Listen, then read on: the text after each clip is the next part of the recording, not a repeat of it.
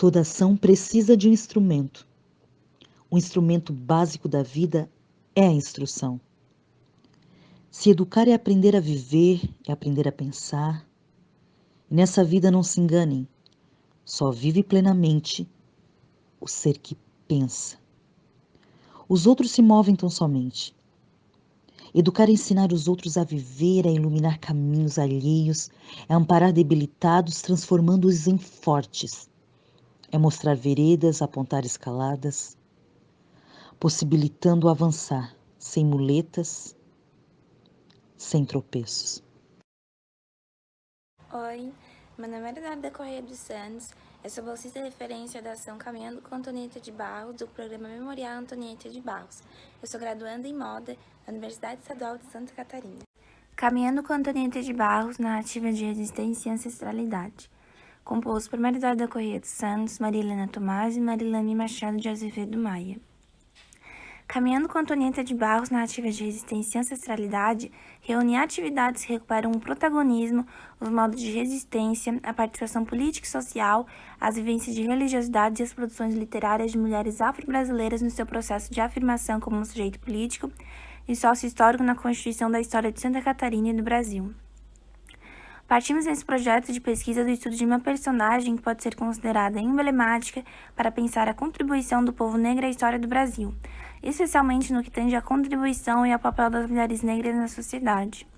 Referimos-nos a Antonieta de Barros, nascida em Florianópolis, Santa Catarina, em 11 de julho de 1901, que se diplomou professora pela Escola Normal Catarinense no ano de 1921 e também se tornou jornalista, escrevendo para diferentes jornais. Suas crônicas eram principalmente ligadas às questões da educação, aos demandos políticos, à condição feminina e ao preconceito racial, tendo publicado o livro Farrapos de Ideias Femininas em 1937, com o pseudônimo de Maria da Ilha. Em 1934, nas primeiras eleições em que as mulheres puderam votar e serem votadas, Antonieta tornou-se a primeira mulher negra a tomar posse de mandato como deputada estadual em Santa Catarina e no Brasil. A pesquisação que propomos tem como ponto de partida, portanto, a história de vida e a construção da memória de Antonieta de Barros, e sua contribuição como mulher negra na sociedade brasileira da primeira metade do século XX. Nossa proposta de investigação é aplicada a 2 escolas públicas estaduais catarinenses e não se encerra exclusivamente na vida de Antonieta de Barros, mas direciona sua biografia para despertar o potencial de observação do mundo cotidiano a outras pequenas Antonietas no intuito de que possam reconhecer em suas professoras, tias, avós, mães, o grande potencial da mulher negra ao propor como intervenção final a construção, organização e socialização de história de vida, conforme indica metodologicamente a técnica social da memória. Nesse sentido, esse projeto, que parte do estudo de uma biografia e seu impacto para o conhecimento da história do Brasil, é também e sobretudo sobre as histórias de vida de pessoas comuns no tempo presente, estimulando a representatividade na construção de identidades numa perspectiva interseccional.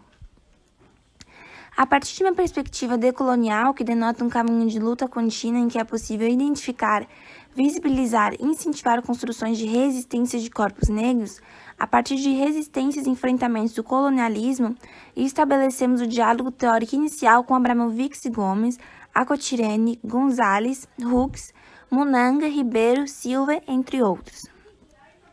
Com a intenção de visibilizar e compartilhar essas produções e estudos, desenvolvemos um processo de escrevivências, iniciado pelas bolsistas extensionistas, pesquisadoras e pesquisadores do NEAB-UDESC, que estudam e discutem sobre a temática em questão a partir do referencial conceitual trazido por Conceição Evaristo. Nós vamos ter as estudantes escreviventes como a Emília Tel, a Natália Mares da Silva, a Eduarda Correia dos Santos, a Ana Cláudia Lopes e a Diná Dantas.